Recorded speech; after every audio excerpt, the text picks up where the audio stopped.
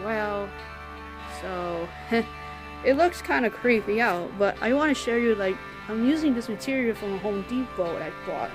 And it's like a sleeve, and I kind of tuck it all around like this, like an idiot. But I can pull around slightly away from it. Maybe just tuck it under my shirt or something, or I can actually cut it off. But I need some kind of way to hide my hair and everything. You know, this is like a test, and basically, this might work or not, but I am just having fun with it because I love to experiment with it. You see, it's tucking away down because I pull it.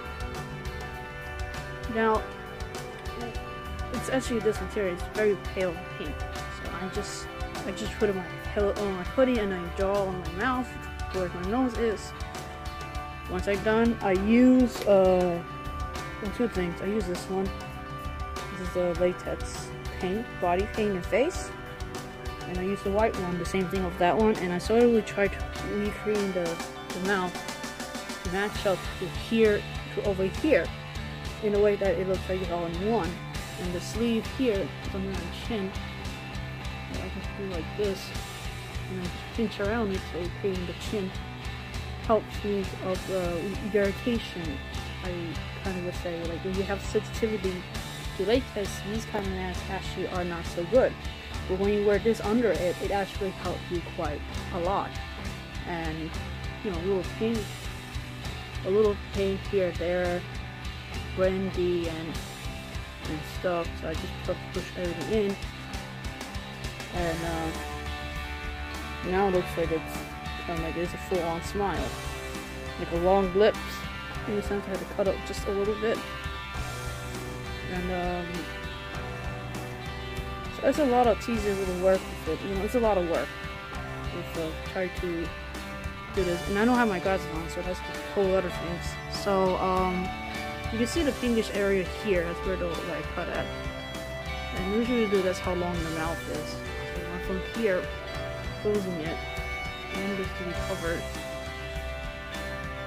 like that. And that's why it helps to pinching in, because once you've done that, I'll just put the paint over it. It looks like it's a full piece in it, and it looks kind of sinister in a sense. And I'm going to show you how to take it off. So, pulling this part here, take me to this, and this is a chinless mask, and you can see the little bad work I've done. This is the inside. So essentially speaking, try to make them two all in one.